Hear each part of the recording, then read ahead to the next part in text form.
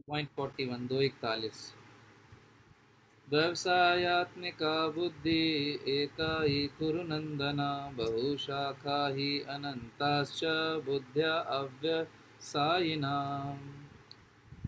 जो इस मार्ग पर चलते हैं वे प्रयोजन में दृढ़ रहते हैं और उनका लक्ष्य भी एक होता है।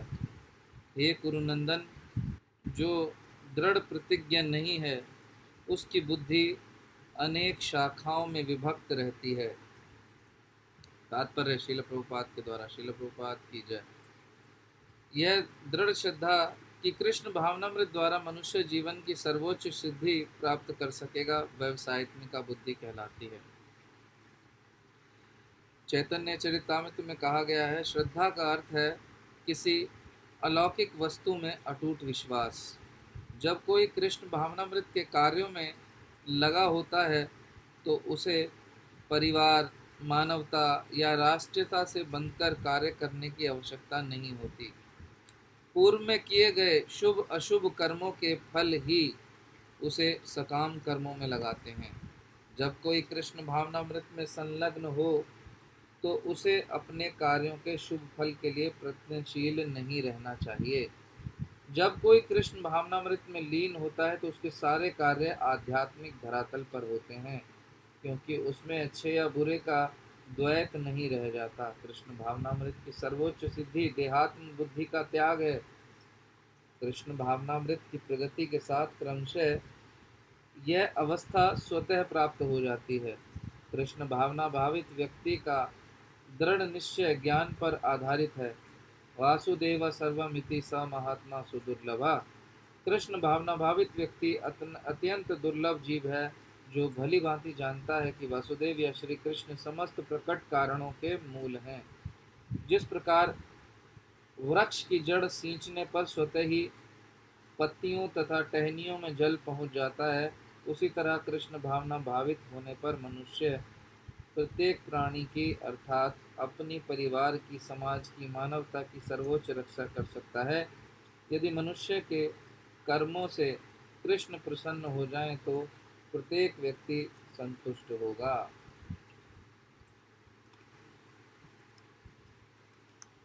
किंतु कृष्ण भावनामृत में सेवा गुरु के समर्थन निर्देशन में ही ठीक हो पाती है, क्योंकि गुरु कृष्ण का प्रमाणिक प्रतिनिधि है, जो शिष्य के स्वभाव से परिचित होता है और उसे कृष्ण भावनामृत की दिशा में कार्य करने के लिए मार्ग दिखा सकता है।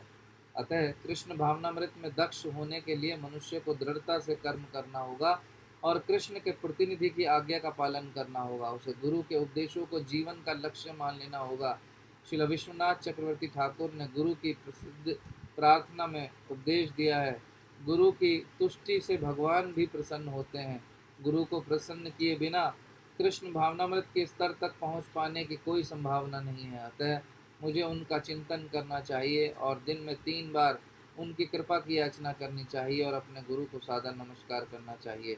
किंतु यह संपूर्ण पद्धति देहात्म बुद्धि से परे सैद्धांतिक रूप से नहीं वरन व्यवहारिक रूप से पूर्ण आत्मज्ञान पर निर्भर करती है। जब सकाम कर्मों से इंद्रिय तृप्ति की कोई संभावना नहीं रहती, जिसका मन दृढ़ नहीं, वही विभिन्न सकाम कर्मों की ओर आकर्षित होता है। भगवद गीता यथारूप की जय। तो भगवान यहाँ क्या समझा रहे हैं कि कैसे किसी चीज़ पर केंद्रित रहा जाए। आज बात है फोकस की। आज का जो श्लोक है यहाँ भगवान फोकस रहने के लिए, केंद्रित रहने के लिए प्रेरित कर रहे हैं। आज हमारे, अगर हम देखें, जो सामाजिक परिवेश है कैसा हो गया है कि सबका जो फोकस है, सबका जो ध्यान है, या कह सकते हो सबका जो मन है भटका हुआ है, totally out of focus. Focus ही नहीं रहा उनका सही दिशा में किसी एक जगह पर। तो श्लोक आज का जो है वो यही कह रहा है, फोकस तब बन सकता है यदि बुद्धि एक दिशा में लगी हो। बहुत सारी दिशाओं में लगी हुई बुद्धि कभी भी फोकस्ड नहीं हो सकती। आप देख सकते हैं कि आज की स्थिति यही है कि व्यक्ति बहुशाखाओं में विभक्त है। वो बहुत कुछ करना चाहता है अपने जीवन में, इसलिए बहुत कुछ करने के चक्कर में अक्सर कुछ भी नहीं कर पाता, फ्रस्ट्रेटेड रहता है। भगवान कह रहे हैं फोकस करके करो। फोकस्ड यदि तुम हो किसी चीज़ के पीछे तो बहुत अच्छा कर सकते हो। आपको याद होगा आपके जो बड़े बूढ़े उन्होंने भी आपसे कहा होगा, हमारे बड़े बूढ़ों ने भी हमें कहा कि चाहे घास छीलना सीखो लेकिन ढंग से सीखो। ऐसी घास छीलना सीखो कि तुम जैसा कोई घास काटने वाला ना हो, तो तुम्हारी वैल्यू है। फोकस रहे यदि व्यक्ति एक ही चीज़ पर, तो वो बहुत कुछ अच्छा कर सकता है। कोई व्यक्ति इंस्ट्रूमेंट बजाना सीखना चाहता है, वो बांसुरी भी बजाना सीखना चाह रहा है, वो गिटार भी बजाएगा, वो तबला भी बजाए, वो मृदंग भी बजाए, वो कैसियो भी बजाए, तो ऐसा व्यक्ति कुछ भी बहुत अच्छा नहीं कर पाएगा। वहीं आप देखिए जो व्यक्ति एक चीज़ पकड़ लेता है, कोई उस्ताद जाकिर हुसैन की तरह सिर्फ तबला बजाता है तो वो उसमें ही पद्मश्री ले लेता है। कोई सिर्फ गिटार बजाता है तो उसमें ले लेता है, कोई सितार बजाता है, कोई बांसुरी बजाता है तो उसमें ले लेता है। तो यदि व्यक्ति फोकस्ड है, उसका दिमाग भटका हुआ नहीं है बहुत सारी शाखाओं में, तो वो बहुत कुछ बहुत अच्छा कर सकता है। प्रभुपाद जी उदाहरण देते हैं कि अर्जुन जो है उसका फोकस कितना स्ट्रांग था। द्रोणाचार्य ने बुलाया सब बच्चों को कि चलो निशाना लगाओ पेड़ की ओर। सब ने निशाना लगाया। दुर्योधन से पूछा क्या दिखाई दे रहा है? गुरुजी आम दिखाई दे रहा है। बोले ठीक है, थोड़ी देर बाद तोड़ के खा लेना, अभी साइड बैठो। अर्जुन से पूछा तुम्हें क्या दिखाई दे रहा है अर्जुन? अर्जुन कहता गुरुजी मुझे तो बस चिड़िया की आंख दिखाई दे रही है। बोले चला दो तीर। तो अर्जुन का फोकस इतना स्ट्रांग था। जब स्वयंवर की बात आई, सबको मछली की आंख में तीर मारना था। फोकस नहीं थे लोग, नहीं अपने ध्यान को साध सके मछली की आंख पे, नहीं निशाना बना सके। वहीं अर्जुन, उसका फोकस एकदम स्ट्रांग, सीधा मछली की आंख में तीर। देखा, इस बार तो देखना भी नहीं था मछली की आंख की तरफ, नीचे प्रतिबिंब में देखना था। तो वो जो अर्जुन है जिसका इतना स्ट्रांग फोकस है, लेकिन मानसिक परिस्थिति के चलते, या जो भी सीन अभी क्रिएट हुआ है इस महाभारत के युद्ध में, उस परिस्थिति ने क्या किया है, अर्जुन को आउट ऑफ फोकस कर दिया। अर्जुन जैसा व्यक्ति भी यदि आउट ऑफ फोकस हो सकता है, जिसका इतना स्ट्रांग फोकस रहा हो, तो फिर कोई भी आउट ऑफ फोकस हो सकता है। अर्जुन के स्किल में कहीं कोई कमी नहीं आई कि उसके हुनर में कमी आ गई, नहीं। लेकिन इंटरनली ये जो परिस्थिति चल रही है युद्ध क्षेत्र में, सामने बंधु बांधव खड़े हैं, गुरुजन खड़े हैं, उनके ऊपर बाण चलाना है, अस्त्र शस्त्र चलाने हैं, तीर चलाने हैं, तो ये जो परिस्थिति जो जनरेट हो गई, उसने अर्जुन को इंटरनली आउट ऑफ फोकस कर दिया। इस बात को लिंक कर सकते हैं हम आज के निजी जीवन में। बहुत सारे बच्चे आप देखते हैं, आजकल के बच्चों की क्या स्थिति है, पढ़ाई में मन ही नहीं लगता उनका। हमारे समय में तो क्या था, पढ़ाई में मन नहीं लगता था तो चप्पल से कुटाई हो जाती थी, फिर मन लगाना पड़ता था, लग भी जाता था वो। लेकिन आजकल के बच्चे तो, उनके साथ इस तरह की मारधाड़ भी माएँ नहीं करती। नाजुक हो गए ना, दो चांटे लगते हैं बेहोश हो जाते हैं बच्चे, इसलिए माताएं मारती नहीं, अब उस लेवल की ठुकाई नहीं होती है। तो बच्चे क्या है, पढ़ने में उनका मन नहीं लग रहा है। ऐसा नहीं है कि वो बच्चे मूर्ख हैं, आज के बच्चे पहले के बच्चों से कहीं ज़्यादा शार्प हैं, ये सच्चाई है। लेकिन प्रॉब्लम क्या है, प्रॉब्लम वही है जो अर्जुन के साथ प्रॉब्लम हो रही है, आउट ऑफ फोकस है। क्यों आउट ऑफ फोकस है? क्योंकि उनका जो माइंड है वो बहुत सारी शाखाओं में विभक्त हो गया। उनका जो दिमाग है वो चारों तरफ लगा हुआ है, बहुत जगह अपना दिमाग लगाने में लगे हुए हैं आज की तारीख में जो बच्चे हैं। क्यों ऐसा क्यों कर रहे हैं वो? क्योंकि उनके पास अपॉर्चुनिटीज़ बहुत हैं आज, और उसका सबसे बड़ा कारण है ये अनलिमिटेड इंटरनेट की सुविधा। ये जो पॉकेट में एक राक्षस रूपी मोबाइल जो दे दिया है ना बच्चों के पास, उसमें सब कुछ है, वो पूरी दुनिया है, वो छोटा सा इंस्ट्रूमेंट, और ऊपर से अनलिमिटेड इंटरनेट कनेक्शन। तो क्या होता है उसके बाद आप सब जानते हैं, ज़्यादा कुछ कहने की आवश्यकता नहीं। उनके पॉकेट में उनके इंटरेस्ट की हर चीज़ उपलब्ध है, बस जेब से मोबाइल निकालना है, टिक टिक टिक टिक टिक टिक टिक टिक टिक टिक बटन दबाने हैं, बस जो चाहिए वो सीधा उनके सामने है। तो दिमाग आज बच्चों का भटका हुआ पड़ा है। पुराने समय में 21 साल की उम्र के बाद जब व्यक्ति उसके दिमाग में जो बातें भरती थी, आज बच्चों के दिमाग में वो 12 साल से भी पहले भर जाती है।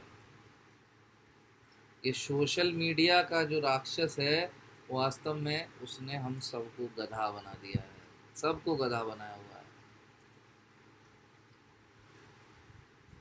एक चीज़ से समझ सकते हैं, मैसेज करते थे हम लोग पहले, कैसे एक दूसरे को मैसेज पहुंचाते थे। सबसे पहले अगर किसी को संदेश देना है हमें, तो पुराने ज़माने में कबूतरों का प्रयोग किया जाता था। कबूतरों के गले में जो है वो चिट्ठी बांध दी जाती थी, और वो कबूतर जो है चिट्ठी लेके जाता था। इसलिए आप वो गाना भी है ना, कबूतर जा जा जा, हाँ आप सबने सुना ही होगा, बताने की ज़रूरत नहीं, मुस्कुराहट बता रही है आप लोगों की कि आप सुने गाना। तो वो कबूतर चिट्ठी लेके जाता था सबके पास, लो जी संदेश आ गया आपका, ये लो चिट्ठी पढ़ लो, कहाँ मिलने पहुँचना है आपको। समय बदला, डाकिया आ गए, चिट्ठियाँ लिखने लगे हम लोग, रेड बॉक्स में, लेटर बॉक्स में डालने लगे। फिर समय बदला, पेजर आए, मैसेज कर देते थे। और समय बदला, मोबाइल आ गए। लेकिन मोबाइल कैसे थे? स्मार्टफोन नहीं तो डायल वाले, एक ही बटन को दबाओ 4 बार, फिर वो पी, फिर क्यू पे पहुँचेंगे। ऐसे करते करते वो मैसेज वैसेज लिखा जाता था। फिर स्मार्टफोन आ गया, और स्मार्टफोन आया तो लाया एक और अपने मजबूत राक्षस को, व्हाट्सएप।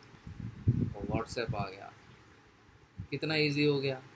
और वो व्हाट्सएप भी अब अकेला नहीं रहा, उसके चाचा ताऊ कज़न बहुत सारे आ गए। WhatsApp, Instagram, Facebook, YouTube, Snapchat, तो बहुत सारे जो चाचा ताऊ के राक्षस हैं, सारे कज़न जो इकट्ठे हो गए, और बच्चे जो हैं उनके माइंड को कैप्चर कर चुके हैं ये।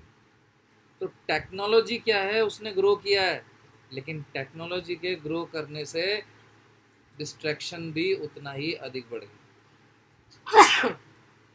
Excuse me. तो टेक्नोलॉजी ने ग्रो किया है, नो डाउट। टेक्नोलॉजी का ग्रो होना कोई ख़राब बात नहीं है। देखिए टेक्नोलॉजी ने ग्रो किया तो ये जूम बना है, और इस जूम की वजह से आज हम अपने घरों पर बैठे हुए ये भगवत गीता की क्लास कर पा रहे हैं। बात यह है कि उस टेक्नोलॉजी का हम प्रयोग कैसे करते हैं। बहुत ही कम व्यक्ति जो है इस टेक्नोलॉजी का सदुपयोग कर पाते हैं, ज़्यादातर के लिए डिस्ट्रैक्शन का काम करती है। तो हम देख सकते हैं कि जो भगवत गीता में जो निर्देश दे रहे हैं श्लोक में, भगवान कितना प्रैक्टिकल है कि अगर बुद्धि उसको बहुत सारी शाखाओं में लगा देंगे तो रिजल्ट नहीं आने हैं, फिर व्यक्ति भटक जाएगा, एकाग्र नहीं रहेगा, फोकस नहीं रहेगा। तो वैसी स्थिति आज हो रही है सबकी। लोग कहते हैं कि भगवत गीता पढ़कर क्या मिलेगा भाई। अगर भगवत गीता के संदेश को गंभीरता से लिया जाए तो जीवन में सफलता निश्चित है, प्रभुपाद जी कहते हैं। इसलिए भगवत गीता को राजविद्या कहा गया है, विद्याओं का राजा। अर्जुन युद्ध नहीं करना चाह रहा है, योद्धा है, अपना कर्तव्य भूल गया। आजकल बच्चे भी अपने कर्तव्य भूल जाते हैं। बच्चे तो छोड़ो, पेरेंट्स अपना कर्तव्य भूल जाते हैं, वो बिजी हैं मोबाइल में। ये जो मोबाइल का भूत, यूट्यूब, शॉर्ट्स, रील्स, सब व्यस्त हो जाते हैं। जितना समय माता पिता को बच्चों को देना चाहिए, वो उतना समय उधर ना देके कहाँ समय देते हैं, रील्स, रील्स में बिजी हैं।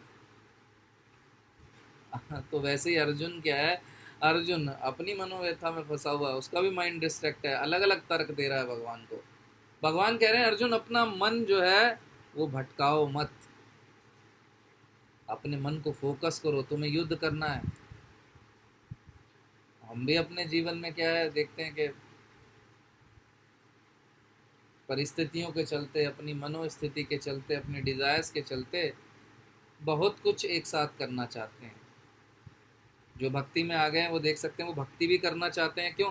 भगवान के धाम जाना है, अच्छी बात है, जाओगे निश्चित, भगवान के नाम की शरण लिए। लेकिन दिमाग को कहाँ और फंसा के रखते हैं, भोगों में भी। भोग भी चाहिए, भक्ति भी चाहिए, भोग भी चाहिए, अग्नि पानी एक साथ, बड़ा मुश्किल है। यानी माइंड डिस्ट्रैक्ट किया हुआ है बहुत सारी शाखाओं में।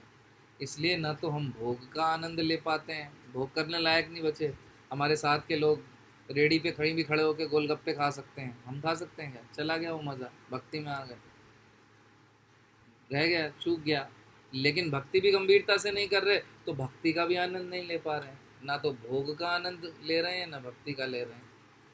तो बहुत आवश्यकता है, प्रभुपाद जी कहते हैं कि अपने मन और बुद्धि को केंद्रित करना होगा, अलाइन करना होगा। जिस प्रकार एक साइकिल है, साइकिल के टायर क्या है, अगर अलाइन नहीं होते तो साइकिल कैसे चलती है?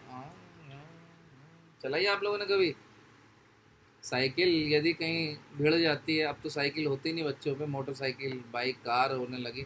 हमारे समय में जब हम स्कूल जाते थे साइकिल से, कभी कभी साइकिल कहीं टकरा जाए तो साइकिल का जो टायर है वो ऐसे जिगजैग हो जाता, टेढ़ा मेढ़ा। वो चलती भी ऐसी थी, लहक आ जाती थी उसमें, ऐसे चलता था। तो ऐसी स्थिति में क्या होता था, ऐसी स्थिति में वो सही दिशा में सही रफ्तार नहीं पकड़ेगी और दुर्घटना होने की संभावना भी रहेगी। तो ऐसे ही क्या है, हमने अपने जीवन की स्थिति कर रखी है, हमारा मन हमारी बुद्धि न तो भगवान के संदेश से अलाइन है और ना ही जो आत्मा का कर्तव्य है न उससे अलाइन है।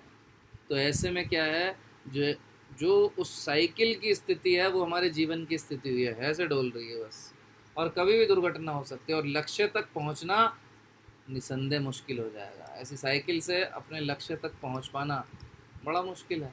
ऐसे ही ऐसे जीवन में जो सारा मिसअलाइन हुआ है, बहुत शाखाओं में बुद्धि बटी हुई है, तो वहाँ सफलता मिलना बड़ा मुश्किल है। तो हमारा स्थूल शरीर जो हाड़ मांस का है, साथ ही साथ सूक्ष्म शरीर यानी मन बुद्धि अहंकार और आत्मा, इस सब एक साथ अलाइन होना चाहिए। तब जो है सुखी जीवन रहेगा, संतुष्टि होगी और आनंद रहेगा। इसलिए भगवान कह रहे हैं कि इतनी जगह ध्यान को मत लगाओ।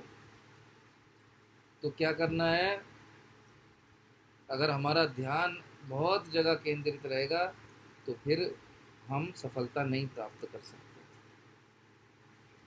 टीनेजर्स की हमने बात की, टीनेजर्स के पास, बच्चों की तो बात की, स्टूडेंट्स की, टीनेजर्स के पास डिस्ट्रैक्शन का कितना कुछ है। देखिए आज 500 से ज़्यादा चैनल हैं टीवी के अंदर, मोबाइल फ़ोन है, सोशल मीडिया, टीवी भी देखते हैं बच्चे, कैसे देखते हैं, फटाफट फटाफट चैनल बदलते हैं। आप कभी देखिए, नोटिस करिए बच्चों को, वो ज़्यादा देर एक चैनल पर टिके नहीं रह पाते, बुद्धि उनकी भटकती रहती है, ये चैनल अब दूसरा, अब कार्टून, अब न्यूज़, अब कुछ, ये सब बार बार चैनल चेंज करते हैं। मतलब क्या है, ध्यान एक जगह नहीं है। कंसंट्रेशन स्पेन जो है बच्चों का 30 सेकंड से भी कम हो गया है। तो इसलिए आप देखते भी होंगे कि यूट्यूब में पहले बड़े बड़े वीडियो डलते थे, अब शॉर्ट्स का समय आ गया। 60 सेकंड यानी 1 मिनट की ड्यूरेशन का वीडियो होता है, और आपको बता देते हैं कि यूट्यूब अब इसकी ड्यूरेशन को 50% रिड्यूस करके 30 सेकंड पे लाने वाला है। क्यों? क्योंकि 1 मिनट यानी 60 सेकंड की वीडियो भी लोग अब नहीं देख पा रहे हैं, उसको भी थोड़ा सा देख के आगे बढ़ जाते हैं, उनको लंबे लगता है, अरे बहुत लंबा वीडियो है। तो जो व्यक्ति 1 मिनट का वीडियो नहीं देख पा रहा, उसको कहा जाए भगवत गीता की क्लास अटेंड करो 1 घंटे की, वो करेगा? वो बेहोश हो जाएगा ये बात सुन के, नहीं कर सकता। क्या हुआ है, ये जो पूरी कल्चर ही है ना हमारी, ये पूरी कल्चर ही शिफ्ट हो गई। सारा डिस्ट्रैक्शन, कंसंट्रेशन स्पैन ही नहीं रहा बच्चों का, ये सारा टेक्नोलॉजी ग्रो होने से क्या है, सारा जो डिस्ट्रैक्शन है वो बहुत अधिक बढ़ गया। और भगवान अर्जुन से इसी बात को कह रहे हैं, डिस्ट्रैक्शन नहीं होना चाहिए, बुद्धि फोकस होनी चाहिए। और हमारे बच्चे, हमारा समाज की स्थिति ये हो गई है कि हम डिस्ट्रैक्टेड हैं, फोकस तो है ही नहीं। इसका उपाय क्या है, प्रभुपाद जी बताते हैं, हरेर नाम हरेर नाम एव केवलम, कल्यो नास्तेव नास्तेव नास्तेव गतिरन्यथा। तो ये जो भगवान का नाम जप है, व्यक्ति को ज़रूर करना चाहिए, उस पर कॉन्सेंट्रेट करके थोड़ा भी समय दे तो बहुत अच्छा लाभ ले सकता है। ये मन नियंत्रण में निश्चित आएगा, नो डाउट। जितने भी स्टूडेंट हैं, अगर वो जब भी पढ़ने बैठते हैं, 2 घंटे का उनका जो पढ़ाई का स्लॉट है, 3 घंटे का है, उससे पहले 2 माला करें, प्रयास करें 1 माला या 2 माला कंसंट्रेशन के साथ। चाहे मन उस समय कहीं भी भाग रहा हो, भागने दो, लेकिन नाम जप करने के बाद आप पढ़ाई करके देखो, आपका जो रूटीन में आप पढ़ाई करते थे बिना नाम जप के, चेंज हो जाएगी। आपका माइंड कहीं ना कहीं फोकस्ड होना शुरू हो जाएगा। ये उपाय है, एकः कुरु नंदना। इसके बाद ये होगा कि मन जो है एक जगह एकाग्र हो जाएगा। जो बात भगवान अर्जुन को कह रहे हैं कि अपने मन को स्थिर करो, एक जगह फोकस करो, वो हम अपने जीवन में फिर कर सकते हैं। एक जगह जो है मन फोकस हो जाएगा, भागेगा शुरू में, लेकिन भगवान अर्जुन को जिस प्रकार कहते हैं, अशंस्यम महाबाहो मना दुर्निग्रहम चलम अभ्यासेन तु कौन्तेय वैराग्येण च गृह्यते। अभ्यास के द्वारा संभव है, सब कुछ किया जा सकता है अभ्यास से। तो धीरे धीरे प्रयास करें, बेबी स्टेप्स ले, थोड़ा थोड़ा मन को एकाग्र करना शुरू करें। जो फालतू के डिस्ट्रैक्शंस आते हैं माइंड में, उनसे ध्यान हटाकर भगवान के पवित्र नाम की ओर थोड़ा सा ध्यान लगाए, क्योंकि कलयुग में भगवान का नाम सबसे स्ट्रॉन्ग रेमेडी है। जब हम अपने ध्यान को उस नाम के ऊपर फोकस करते हैं तो एक दवा की तरह हमारे भीतर के सिस्टम पर काम करता है, और इस मन को, और जो हमारा मन बुद्धि अहंकार है, हमारा स्थूल शरीर है और आत्मा, ये सब धीरे धीरे अलाइन होने शुरू हो जाते हैं। और यही कुंजी है सुख की, आनंद की और संतुष्टि की। हरे कृष्ण कृष्ण कृष्ण हरे हरे, हरे राम राम राम हरे